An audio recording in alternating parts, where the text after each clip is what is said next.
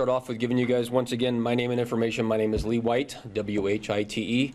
Our public information officer is Jared Reneau, R-E-N-E-A-U, and he's also a persons crime detective for our agency, and he'll be able to answer some of the more specific questions regarding what's transpired over the past 48 hours or so.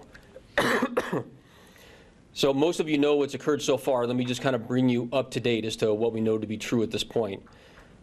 Kyle Odom was apprehended safely and without incident in Washington, D.C. this evening.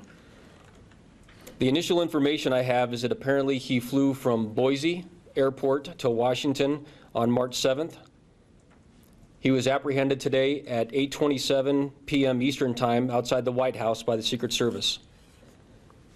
Initial reports indicate that he had thrown several items over the fence of the White House. The initial information I'm receiving is that those included some flash drives along with some other unknown items. It's my understanding that the hazmat and bomb teams are working to identify those items. Mr. Odom's car has been located and is currently being secured by law enforcement in Boise. I have a brief statement that I'd like to read to you from the family of Mr. Odom. It reads, "We are thankful for the safe apprehension of our son Kyle. As Kyle was not living with us, we are learning of his plans as they are being revealed by the police. We are truly thankful to God he is safe and no one else has been injured. Please respect our family's privacy at this difficult time."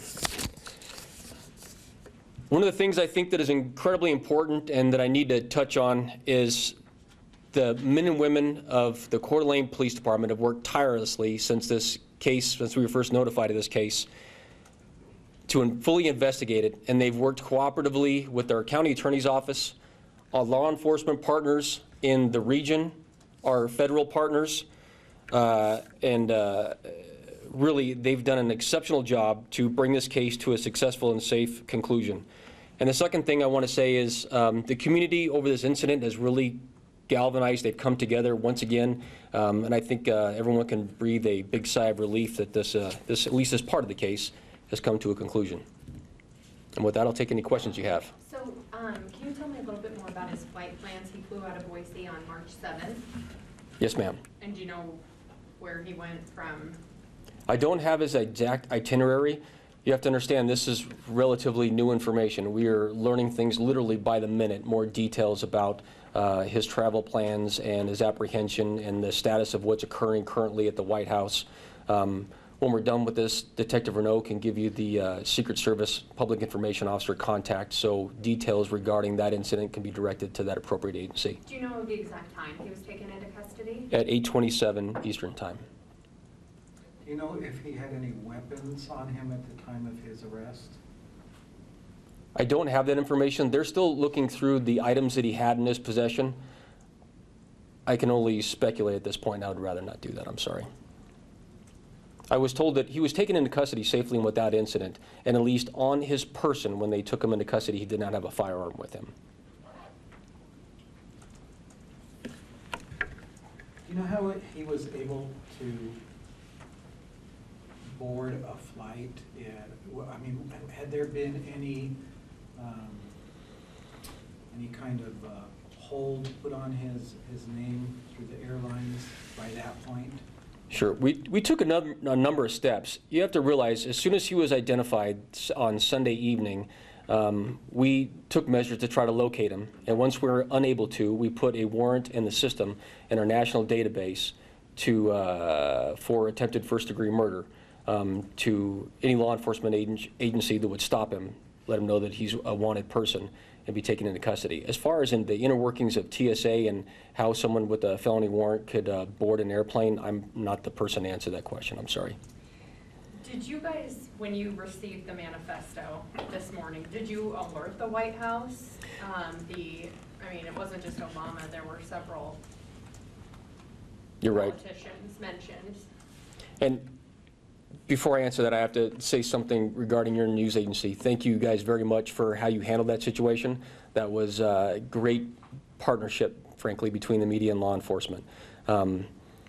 So the direct answer to your question is yes. Once we got the information and realized the scope of really who could be in danger in this case, we alerted everybody. Our federal partners were brought in. We were in contact with the Secret Service. We began to alert really anybody who we thought may be in danger. The second person here locally who was specifically mentioned in that document was John Padula. And I will tell you that immediately upon learning that his name was specifically mentioned in there, along with Pastor Tim, we put a protection detail on him and his family to ensure his safety, mostly because we were at that time not 100% positive of his whereabouts. As you alluded to, there's a number of people that were listed in that manifesto. There's a number of U.S. senators and House of Representatives people, along with, help me out, some Israeli government officials. It was extensive, and it was disturbing to us. Look, I hope I made it clear that first evening that the information that we gleaned through our interviews and through review of the evidence on scene, the videotape of his actions, causes quite a bit of concern. And so we took this very seriously, and I think I made that pretty apparent that first night. It was all hands on deck for us, and I can't say enough about the amazing effort between our detectives and the county attorney's office and our other partners in law enforcement to bring this case to a conclusion as quickly as humanly possible. These guys have done an amazing job. Our community should be very, very proud of them. Do you think it was him who was on Facebook today? You know, I can't say that definitively. The information that was posted on Facebook is consistent with other information that we had received through flash drives. Specifically, who posted that, I would be speculating. Personally, I think it's probably him, because all the information that we have so far indicates that he's acted alone. But once again, it would just be speculation at this point. Do you firmly believe that the manifesto sent to KHQ and his family, that it was written by Odom? As far as I know, yes, ma'am. Once again, that's just speculation on my part. If he was using social media this morning, if he was on Facebook, was that activity, did that play a role in locating him at all? If he was on a phone? I'm not going to speak to the specific methods that we use to track his whereabouts and take him into custody, or the specific things that law enforcement did to try to take him into custody, mostly because I don't want to screw up something in the future. Were you able to determine he was in Washington, D.C. before he showed up at the White House? Yes, sir. Yeah, I think I can comment just a little bit about that. We had received information probably, well, it was actually very soon prior to his apprehension that he was in Washington, D.C. Working with our local law enforcement FBI partners, they were able to make contacts back there in D.C. And did a fantastic job of trying to locate him. And as it turns out, things kind of happened simultaneously with us trying to, the Federal Bureau of Investigation trying to locate him there in D.C. And then his incident at the White House were just about simultaneous. So he threw the items at the White House and was arrested very shortly after doing that?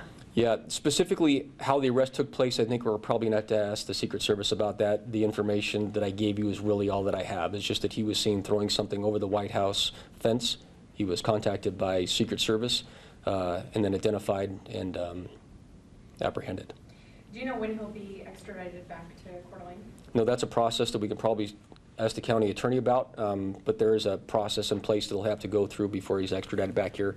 As far as the timing of that, that's probably a better question for our county attorney. Did his social media posts help aid in his knowing where his location was or anything like that?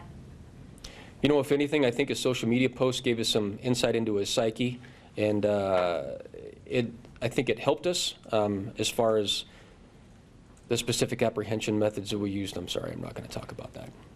Could you talk any more about his psyche at all? Or if that was, I'm sure that was such a big concern for you guys.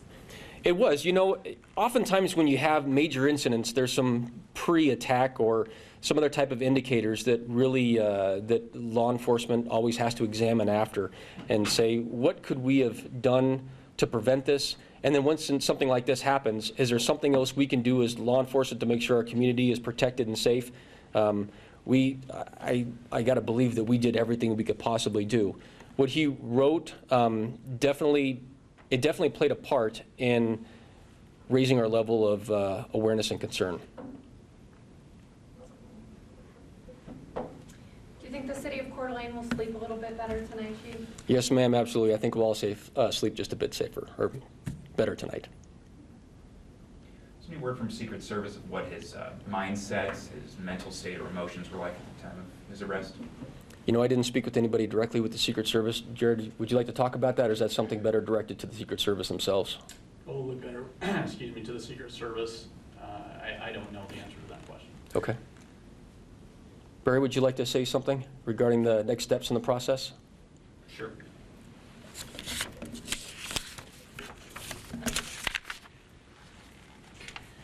So as far as the next steps, obviously the Secret Service will be conducting their investigation and evaluating whether or not any charges will be filed in the District of Columbia. And I just don't think we have enough information to even speculate as to what might happen there. So once that process is completed, there's a warrant that's outstanding, and we'll be extraditing him back to Kootenai County to face the existing charge. Will there be any other charges brought forward? Or? Well, we'll certainly look at all the information. There's, I think as the chief alluded to, there's still a lot of investigation yet to be done here, Boise now, in DC as well. So, you know, we'll be looking at all the information as the investigation continues, and I wouldn't want to speculate at this point. Do you know if his car was at the airport in Boise? That's something I'd have to defer to the chief on. The specific location of the vehicle, I don't know exactly. I would just tell you it's in the city of Boise, and law enforcement personnel have secured that vehicle for us at this point. Was anything of note found inside the vehicle? As far as I know, right now the vehicle is just being secured, and I think we're doing that based on the outcome of what was located in Washington, D.C. Are you waiting on it for a search warrant? Well, certainly that would be a step in the process, yes, ma'am. And I got to tell you, back to your earlier question, I think the community of Coeur d'Alene can sleep easy, but our detectives certainly won't be. They still got a lot of work to do, and although they've been pretty much round the clock since this incident happened on Sunday afternoon, they still got a lot of work ahead of them to put together a case that the county attorney can move forward in the process. And I got to thank Barry and his office. They were fantastic through every step of the investigation. We had Jed out there on scene that night to provide guidance and that sort of thing, and we've worked with them pretty much daily since then, so they've been absolutely fantastic. And our federal partners have been hugely important. It was a good cooperation all the way around. Any other questions for us? Do you have any idea what time that flight was on March 7th? No, ma'am. I don't have his itinerary. Do you have any idea when he purchased the ticket? No, ma'am. I'm sure that's details that we'll vet out in the next few days. I just don't have that available right now. About how many people were listed in that manifesto, approximately? You know, I'd be guessing, but I would say there's probably maybe a dozen or 15 or so U.S. senators, along with probably twice that amount from the U.S. House, and probably half again that amount from the Israeli government. There was quite a few names on that list. Were there direct threats to those people? Were their names just thrown out? What was kind of the nature of? It's an interesting read. It's more rambling than anything. There was really no specific, I'm going to kill this individual type of threats. But still, given the nature of what we knew about Mr. Odom, and of course the attack on Sunday, and then some of the other things that we were able to piece together over the last 48 hours or so, causes quite a bit of concern. So we didn't take the names on there lightly, I will tell you that. It was, as soon as we received that information, we passed it on immediately. Chief, did you have an opportunity to speak with members of the pastor's family after the arrest? No, sir. This has all transpired, as you know, just in the last couple hours. Any other questions? All right, thank you very much.